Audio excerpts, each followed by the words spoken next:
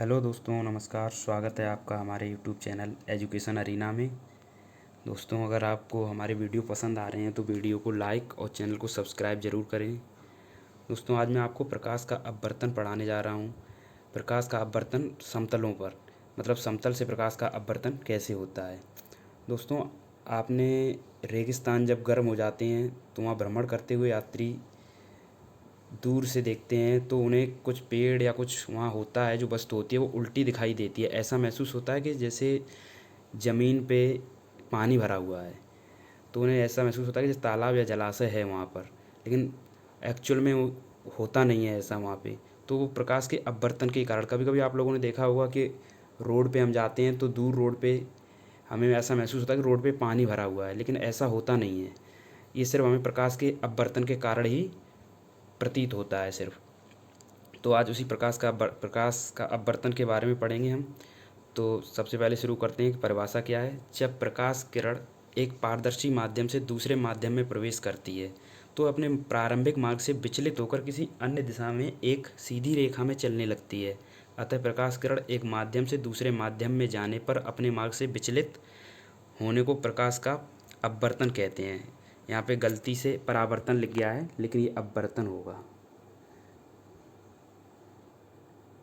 ये ठीक है। इसे जैसे कोई किरण आती है तो जब वो पारदर्शी माध्यम जैसे वायु में होती है, वायु के बाद जब जल में प्रवेश करती है या कांच में, मतलब पारदर्शी माध्यमों में, वायु पारदर्शी माध्यम है, उसके बाद वो जल या कांच में जब प्रवेश करती है तो वो कहीं ना कहीं थोड़ी सी डाइवर्ट होके फिर एक सीधी रेखा में चलने लगती है। तो इसे ही हम प्रकाश का अपवर्तन कहते हैं। अब मैं आप लोगों को थोड़ा चित्र से समझा देता हूँ। देखिए, ये है चित्र। देखिए ऊपर ये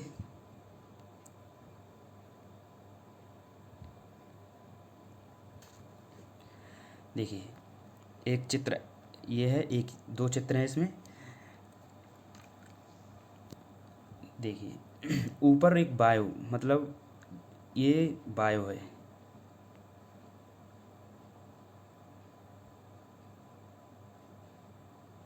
वायु, ये वायु माध्यम है, ये ऊपर वाला सब पूरा, और नीचे कांच, इस लाइन के नीचे वाला कांच माध्यम है, ये कांच है सब। ठीक है। तो जब ये कोई आपतित किरण, ये किरण है, ये किरण आ रही है, आपतित किरण आ रही है, और ये जैसे ही दूसरे माध्यम में प्रवेश कर रही है ए बिंदु पर, आपतन बिंदु, किसी बिंदु पर ये गिर रही है, उस बिंदु का नाम है ए। इसे बोलेंगे हम आपतन बिंदु। आपतन बिंदु पर जब ये गिर रही है तो यहाँ टकराने के पश्चात ये कांच में प्रवेश कर रही है। चूँकि कांच भी पारदर्शी पदार्थ है, तो जब ये कांच में प्रवेश कर रही है तो ये जो अविलंब हमने बना रखा है N1 व N2, ठीक है, इस अविलंब के पास बढ़ती हुई नज़र आ रही है। क्योंकि ये जब आपतित किरण यहाँ आई, यहाँ से इसको सीधा जाना चाहिए था ऐसा, लेकिन ऐसा ना जाके ये आप अविलंब की तरफ झुक गई थोड़ा सा। देखिए अविलंब की ओर झुकी हुई है, यहाँ से बिंदु ए से, आपतन बिंदु से ये अविलंब की ओर झुकी हुई है। तो जो आपतित किरण वायु से आ रही थी और ए बिंदु पर आने के बाद वो कांच में प्रवेश करने के बाद अविलंब की तरफ झुक गई है। इसे ही अपवर्तन कहते हैं। और जो आपतित कोण होता है वो आई, आपतन कोण आई से डिनोट करते हैं, और अपवर्तन कोण को आर से। ठीक है, अपवर्तन कोण आर और आपतन कोण आई। ठीक है। और ये तो कांच, वायु और कांच के माध्यम में ऐसा होता है। जबकि इसके अलावा ये हम बात करेंगे अब कांच से वायु के माध्यम में। जैसे ये ऊपर वायु कांच ले लिया है, जब कोई पहली किरण कांच में आ रही है, कांच के बाद वायु में जा रही है, तो क्या होगा कि कांच में आ रही है, पहले कांच में ये आई और ये आपतन बिंदु यहाँ ए है, ए पर आके पहुँची, और यहाँ से वायु में जब गई, कांच यहाँ पे ख़त्म हुआ। इसके बाद जब ये वायु में गई तो वायु में ये अविलंब से दूर जाती हुई नज़र आ रही है। ये अविलंब है। कांच वाले मैटर में अविलंब के पास आ रही थी, कांच वाले मैटर में क्या था, अविलंब की साइड जा रही थी, लेकिन यहाँ वायु में आ रही है कांच के बाद, उल्टा है उसका, तो ये अविलंब से दूर जाती हुई महसूस, दूर जा रही है। देखिए ये आई और एक बार इसको ऐसा जाना था, ऐसा ना जाके इस तरफ डाइवर्ट हो गई है। तो ये अविलंब कांच से जब वायु में आएगी किरण तो अविलंब से दूर हो जाएगी, और जबकि अगर वायु से कांच में जाएगी तो अविलंब के नज़दीक जाएगी इस साइड। ठीक है, समझ में आ गया होगा आप लोगों के। जब कोई किरण वायु से कांच में जाती है तो वो अविलंब के नज़दीक जाती है, और कांच से वायु में जाती है तो वो अविलंब से दूर हटती जाती है। ठीक है, दोनों चित्रों में समझाया गया है ये। आगे चलते हैं, आगे क्या है। प्रकाश के अपवर्तन के नियम। प्रकाश के अपवर्तन के नियम क्या हैं, तो पढ़ते हैं पहले हम परिभाषा। प्रकाश अपवर्तन के दो नियम हैं। प्रथम नियम, अपरिवर्तित किरण, आपतित किरण तथा आपतन बिंदु, खींचा गया अविलंब, तीनों ही एक ही समतल में होते हैं।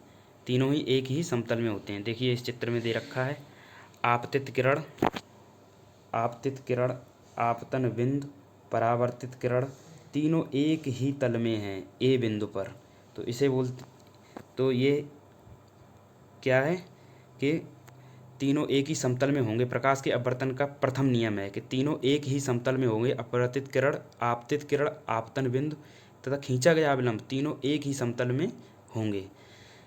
ठीक है, द्वितीय नियम क्या, किन्हीं दो माध्यमों के बीच अपवर्तन में एक ही रंग के प्रकाश के लिए आपतन कोण की ज्या साइन आई, ज्या बोलते हैं साइन को, और आपतन कोण को हम आई से निरूपित करते हैं तो साइन आई, तथा अपवर्तन कोण की ज्या अपवर्तन कोण को हम आर से निरूपित करते हैं, और अपवर्तन कोण की ज्या क्या है, साइन आर।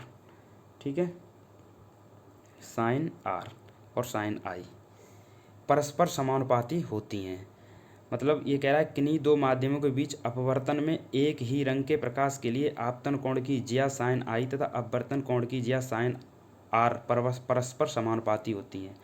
तो जब ये परस्पर समानुपाती होती हैं तो हम इनको लिख लेते हैं साइन आई समानुपाती साइन आर, साइन आई समानुपाती साइन आर। ठीक है, हम इनको ऐसे भी लिख सकते हैं, sine i upon sine r is equal to n, नियतांक एन क्या है, एन को हम निरूपित करेंगे यहाँ पे अपवर्तनांक से। एन कहते हैं अपवर्तनांक को, रिफ्रैक्टिव इंडेक्स इंग्लिश में बोलते हैं इसे, रिफ्रैक्टिव इंडेक्स। एन समानुपातिक नियतांक है, यहाँ पर एन है जो आपका एन है, ये समानुपातिक नियतांक है, समानुपातिक नियतांक। ठीक है, इसे स्नेल का नियम भी कहते हैं, आगे इस कुछ फॉर्मूले से क्वेश्चन भी सॉल्व होंगे। ठीक है, आगे चलते हैं, ये आपको समझा ही दिया था। आगे चलते हैं, क्रांतिक कोण किसे कहते हैं, क्रांतिक कोण। ठीक है, देखिए सघन माध्यम में, अच्छा पहले आपको बस बता दूं सघन माध्यम और विरल माध्यम के बारे में थोड़ा समझा दूं, आसान है, आप लोग शायद जानते होंगे इसके बारे में। सघन माध्यम क्या होता है, सघन माध्यम वह माध्यम होता है जिसमें प्रकाश किरणें अच्छे से गमन कर पाती हैं या तेज़ी से गमन करती हैं। क्षमा करें, गलत बता गया हूँ मैं। सघन माध्यम वह माध्यम होता है जहाँ विरल माध्यम की अपेक्षा प्रकाश किरणें धीमे गति करती हैं। मतलब सघन माध्यम में विरल माध्यम की अपेक्षा प्रकाश किरणें धीमे गति करती हैं। अगर मैं वायु और कांच की बात करूं तो वायु एक विरल माध्यम है कांच की अपेक्षा, और कांच और जल की बात करूं तो वहाँ पे जल एक विरल माध्यम है कांच की अपेक्षा, कांच सघन माध्यम है। और अगर जल और वायु की बात करेंगे तो वायु एक विरल माध्यम है और जल एक सघन माध्यम है। ठीक है, क्योंकि जल में प्रकाश की चाल वायु में प्रकाश की चाल से कम होती है।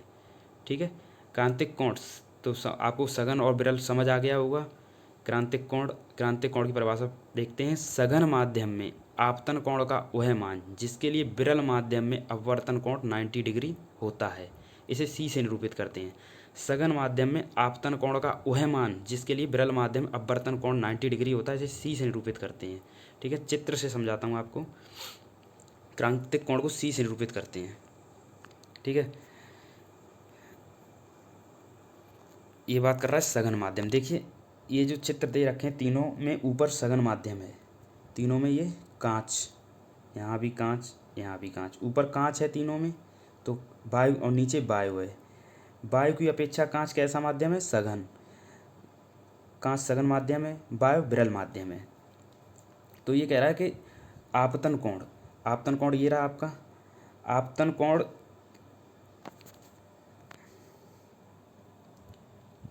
ये कह रहा है कि आपतन कोण का वह मान जिसके लिए विरल माध्यम में अपवर्तन कोण 90 डिग्री हो। मतलब आपतन कोण इतना होना चाहिए कि जो अपवर्तन कोण होगा वो 90 डिग्री हो। तो यहाँ से देखिए, ये कोई आपतन किरण आई, यहाँ से डाइवर्ट हुई, इधर गई, फिर उसको और अपवर्तन कोण को, आपतन कोण को और बढ़ाया, तो ये बढ़ाया और ये 90 डिग्री पे डाइवर्ट हो गई। ठीक है, मतलब अपवर्तन कोण का मान, आपतन कोण का मान, आपतन कोण का वह मान जिसके लिए अपवर्तन कोण 90 डिग्री हो। मतलब आपतन कोण इतना बढ़ा दिया जाए कि अपवर्तन कोण 90 डिग्री हो जाए। ठीक है, देखिए ये कोई आपतन कोण है या आपतन किरण है और ये इसकी परावर्तन किरण है, अपवर्तन किरण है। ठीक है, तो इतना मान बढ़ा दिया जाए इस आपतन किरण का कि अपवर्तन कोण जो है वो 90 डिग्री हो जाए। तो पहले यहाँ पे ये गई, यहाँ पे और थोड़ा सा मान बढ़ाया तो ये यहाँ डाइवर्ट हो गई 90 डिग्री पे। बस इसे ही क्रांतिक कोण कहते हैं। मतलब सी का वह मान जिसके लिए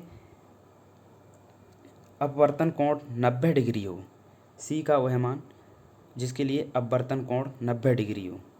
चित्र, बीच वाले चित्र को आप देखिए, एक बार फिर बता देता हूँ आपको। इस चित्र से, इस फिगर से, ये देखो सी दे रखा है, सी, ठीक है। सी मतलब क्रांतिक कोण, क्रांतिक कोण इसे बोलेंगे क्रांतिक कोण। क्रांतिक कोण का वह मान जिसके लिए अपवर्तन कोण 90 डिग्री हो। ठीक है, ये देख रहे हैं ना आप, 90 डिग्री। ठीक है, तो आपतन कोण का वह मान जिसके लिए अपवर्तन कोण 90 डिग्री हो उसे बोलते हैं हम क्रांतिक कोण। इसके बाद बात आती है इसके बाद हम बात करते हैं पूर्ण आंतरिक परावर्तन। पूर्ण आंतरिक परावर्तन है क्या? पहले हम इसकी परिभाषा को पढ़ते हैं। यदि आपतन कोण का मान, पूर्ण आंतरिक परावर्तन में हम, यदि आपतन कोण का मान क्रांतिक कोण से अधिक कर दें तो प्रकाश विरल माध्यम में न जाके संपूर्ण प्रकाश परावर्तित होकर सघन माध्यम में वापस लौट आता है। इसी घटना को पूर्ण आंतरिक परावर्तन कहते हैं। मतलब जो आपतन कोण है, फिगर नंबर 3 देखिए आप, इसमें कह रहा है कि आपतन कोण का मान इतना अधिक कर दें, ऊपर कांच है सघन माध्यम, नीचे वायु है विरल माध्यम। ठीक है, अभी कह रहा आपतन कोण, इस कोण का मान इतना अधिक कर दें कि ये सघन माध्यम में ना जाए, यहाँ ना जाए। ठीक है, यहाँ ना जाए, इसमें वायु में ना जाए। आपतन कोण का मान इतना अधिक कर दें कि ये यहीं से अपवर्तन इसका हो जाए, विरल माध्यम में ना जाके सघन माध्यम में ही वापस लौट आता है। इसे ही हम पूर्ण आंतरिक परावर्तन कहते हैं। पूर्ण आंतरिक परावर्तन कहते हैं। मतलब सघन माध्यम का वह आपतन कोण या सघन माध्यम के आपतन कोण को इतना बढ़ा दिया जाए कि अपवर्तन विरल माध्यम में ना जाए, अपवर्तन वायु में ना होके उसी सघन माध्यम में वापस लौट जाए, उसी सघन माध्यम में वापस लौट जाए। इसी को पूर्ण आंतरिक परावर्तन कहते हैं। ठीक है, आगे चलते हैं। इसके कुछ उदाहरण भी मैं आपको बता देता हूँ। इसका हमारे दैनिक जीवन में भी कुछ उपयोग हैं। इसके कुछ उदाहरण हैं, जैसे जब पूर्ण आंतरिक परावर्तन होता है तो रेगिस्तान में या सड़क पे हमें जो पानी भरा हुआ दिखाई देता है वो इसी कारण होता है। और हीरे का जो चमकना है, हीरे का भी चमकना पूर्ण आंतरिक परावर्तन के कारण ही होता है। कांच, जैसे आपने देखी खिड़की में कांच लगा होता है, अगर वो कांच चटक जाए तो जहाँ चटका हुआ होता है वहाँ पे कुछ ज़्यादा ही आती है वहाँ से, तो वो भी पूर्ण आंतरिक परावर्तन के ही कारण होता है। वो वहाँ पे क्या होता है, सूर्य की किरणें जो जब तिरछी उस पर पड़ती हैं तो वो प्रकाश कांच में होकर वायु में न प्रवेश करके उसी कांच में अप अपवर्तित हो जाता है, क्योंकि जब वो कांच चटक जाता है उसके बीच में वायु आ जाती है, ठीक है, तो वो कांच में ही वापस लौट जाता है, इसलिए वहाँ चमकता हुआ अधिक महसूस होता है। तो कांच में जो दरार पड़ जाती है वो भी पूर्ण आंतरिक परावर्तन है, और हीरे का चमकना भी पूर्ण आंतरिक परावर्तन है। मरीचिका, जिसे आप रेगिस्तान में या रोड पे पानी भरा हुआ दिखाई देता है, मरीचिका बोलते हैं उसे, मिरेज इंग्लिश में बोलते हैं, मिरेज, तो ये भी पूर्ण आंतरिक परावर्तन का ही एक उदाहरण है। ठीक है, आगे चलते हैं। नेक्स्ट क्या है, प्रकाश की चाल तथा अपवर्तनांक। प्रकाश की चाल तथा अपवर्तनांक में क्या संबंध है या क्या है, ये जानते हैं हम। एक माध्यम के सापेक्ष दूसरे माध्यम का अपवर्तनांक उन माध्यमों में प्रकाश की चालों के अनुपात के बराबर होता है। अर्थात किसी माध्यम का अपवर्तनांक इज इक्वल टू निर्वात में प्रकाश की चाल बटे माध्यम में प्रकाश की चाल। मतलब ये कह रहा है कि एक माध्यम के सापेक्ष दूसरे माध्यम का अपवर्तनांक उनके माध्यमों में प्रकाश की चालों के अनुपात के बराबर होता है। प्रकाश की जो चालें होती हैं उनके अनुपात के बराबर होता है। तो हम लिख सकते हैं इसे, किसी माध्यम का अपवर्तनांक निर्वात में प्रकाश की चाल और माध्यम में प्रकाश की चाल, मतलब दोनों का अनुपात होता है, तो इसे हम बटे में लिख सकते हैं। ठीक है, तो अपवर्तनांक को हम एन से निरूपित करते हैं, तो n is equal to c upon v, इसे लिख सकते हैं सी अपॉन वी। ठीक है, वायु के सापेक्ष कांच का अपवर्तनांक क्या हुआ फिर,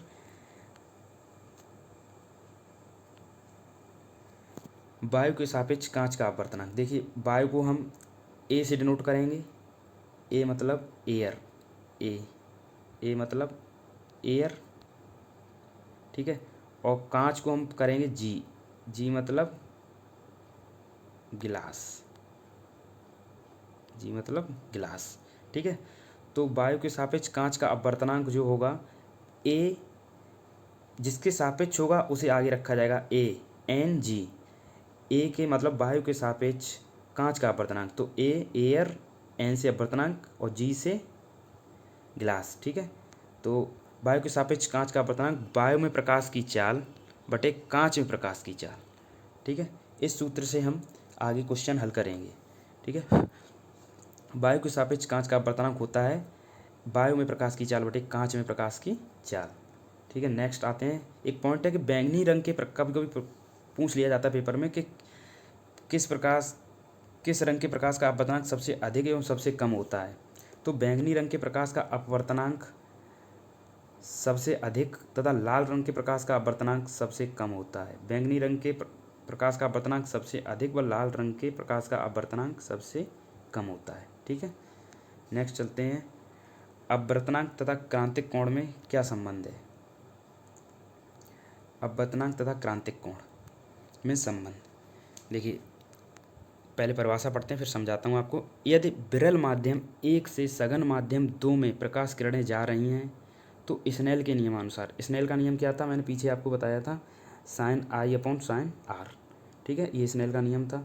और ये कह रहे हैं कि यदि विरल माध्यम 1 से सघन माध्यम 2 में प्रकाश किरणें जा रही हैं तो इसलिए स्नेल के नियमानुसार, तो विरल माध्यम 1 से सघन माध्यम 2 में, तो सघन माध्यम आगे लिखेंगे 2n1, मतलब सघन माध्यम अपवर्तनांक विरल माध्यम is equal to sine i upon sine are.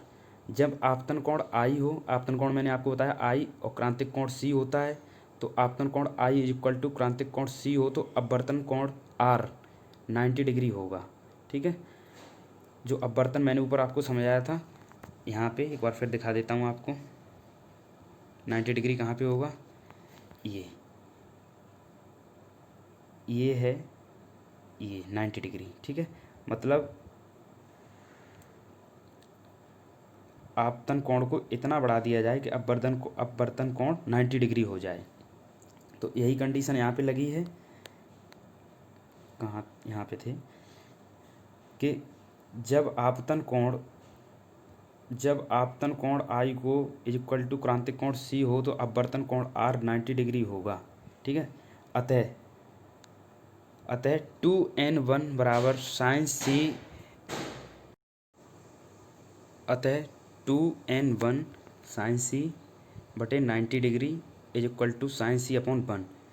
देखिए 2 सघन माध्यम से विरल माध्यम, सघन माध्यम 2 और विरल माध्यम 1, तो सघन माध्यम 2n1 sign c upon sine 90, तो is equal to sine c upon 1, क्यों साइन 90 का मान 1 होता है तो ये 1 आ गया। ठीक है, समीकरण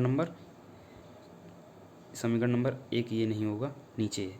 ठीक है, आगे अगली लाइन से 2n1 is equal to sine C, समीकरण number first 2n1 is equal to 1/1n2, समीकरण नंबर सेकंड। ठीक है, और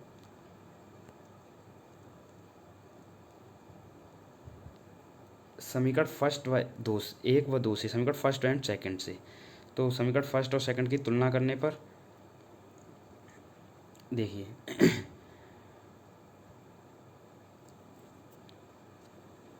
2n1 दोनों में है। ठीक है, साइन सी 1/1n2। ठीक है, 2n1 से 2n कैंसिल हो गया और साइन सी सामने केवल साइन सी बचा, तो 1n2 मतलब पहले माध्यम के लिए दूसरे के लिए 1/sin c। ठीक है, आगे चलते हैं। आगे कुछ आंकिक प्रश्न और हैं इसमें, वो और सॉल्व कराते हैं आपको।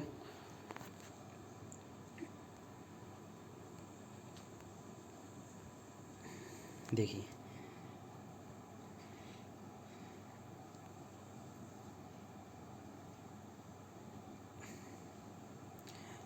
पहला प्रश्न है कि वायु तथा जल में प्रकाश की चालें क्रमशः 3 × 10⁸ मीटर प्रति सेकंड तथा 2.25 × 10⁸ मीटर प्रति सेकंड हैं।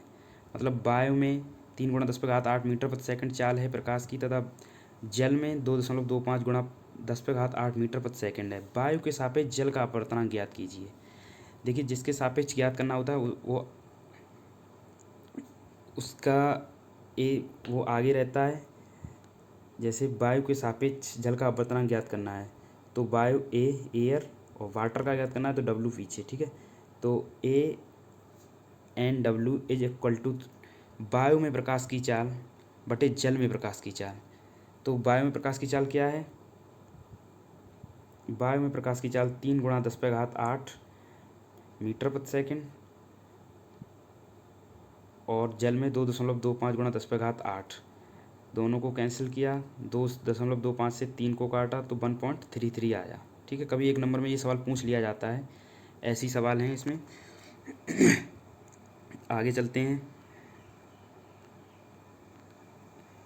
अगला क्वेश्चन, वायु के सापेक्ष जल तथा कांच के अपवर्तनांक 4/3 तथा 3/2 हैं। वायु के सापेक्ष जल तथा कांच के अपवर्तनांक 4/3 तथा 3/2 हैं। ज्ञात कीजिए। ज्ञात करना है कांच के सापेक्ष जल का अपवर्तनांक। फर्स्ट ज्ञात करना है कांच के सापेक्ष जल का अपवर्तनांक, सेकंड है जल के सापेक्ष कांच का अपवर्तनांक। तो सबसे पहले हम देखते हैं क्या क्या दे रखा है हमें। तो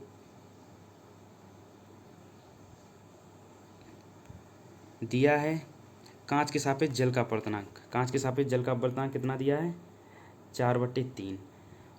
और जल के सापेक्ष कांच का अपवर्तनांक कितना दिया है? ANG गिलास, ये W वाटर के लिए, ये गिलास के लिए, दोनों का एयर के साथ है। ठीक है, तो जल के सापेक्ष कांच का अपवर्तनांक दिया है 3.2 और कांच के सापेक्ष जल का अपवर्तनांक 4/3 और 3/2। तो पहले इसको सॉल्व करते हैं। फर्स्ट आते हैं कांच के सापेक्ष जल का अपवर्तनांक क्या होगा। तो कांच के सापेक्ष है तो गिलास, तो इसलिए GN और W। कांच के सापेक्ष जल का अपवर्तनांक, तो कांच के सापेक्ष जल का अपवर्तनांक है वायु का जल के साथ अपवर्तनांक बटे वायु का गिलास के साथ अपवर्तनांक, मतलब कांच के साथ अपवर्तनांक। तो ये हमें दे रखा है 4/3 और 3/2। ठीक है, इसे हम सॉल्व करेंगे। 4/3 नीचे के ऊपर ले जाएंगे इसे 3/2 को, तो 2/3 गुणा में आ गया और इसे 4 दूनी 8 और 3 तिया 9। ठीक है, ये क्या आ गया? कांच के सापेक्ष जल का अपवर्तनांक। अब जल के सापेक्ष कांच का अपवर्तनांक। ठीक है, जल के सापेक्ष कांच का अपवर्तनांक, तो ठीक इसमें उसका उल्टा हो जाएगा। जैसे जल के सापेक्ष कांच का अपवर्तनांक है, तो WnG इक्वल टू AnG बटे AnW। तो इसमें 3/2 ऊपर रहेगा और 4/3 नीचे रहेगा, उसका सेम उल्टा। तो इसको सॉल्व करते हैं तो आया ये हमारा 9/8, सेम उसी की तरह 9/8। ठीक है, नेक्स्ट चलते हैं आगे।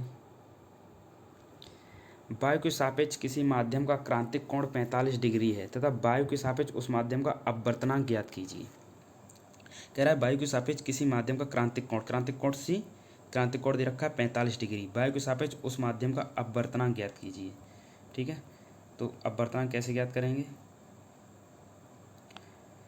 वायु के सापेक्ष द्रव का अपवर्तनांक, द्रव मतलब W से डिनोट कर देते हैं द्रव को, मतलब वाटर। ठीक है, ANW। ठीक है, तो इसका सूत्र क्या होता है? 1/sin c। ठीक है, 1/sin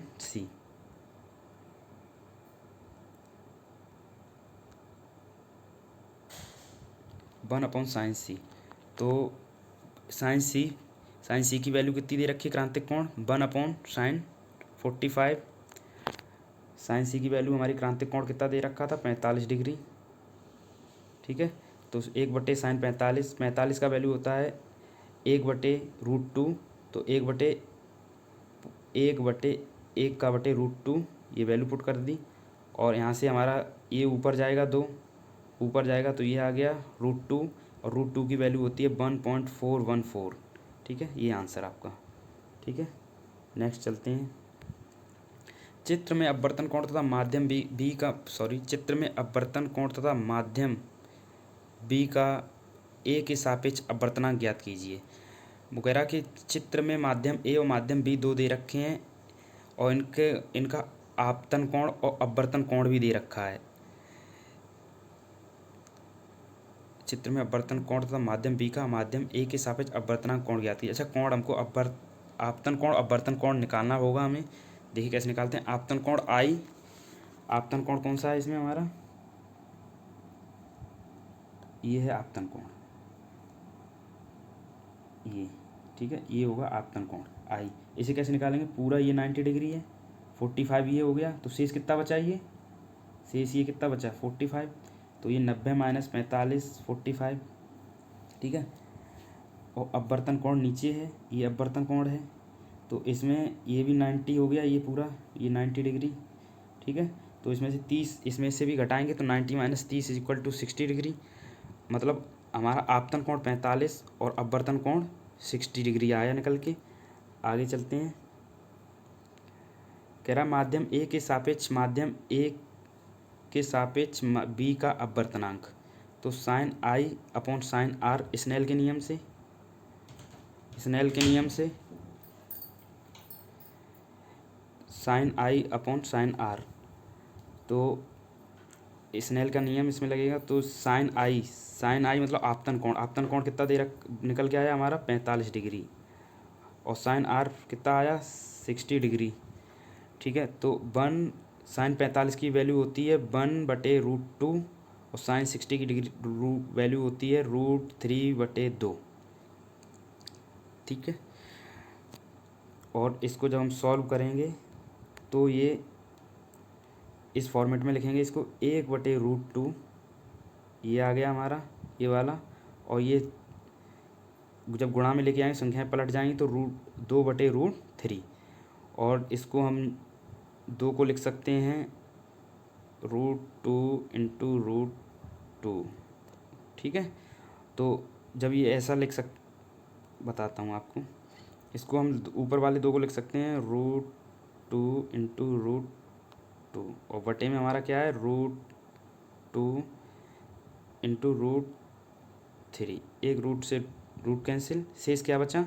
√2 और √3।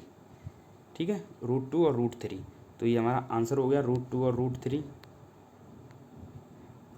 √3 आंसर।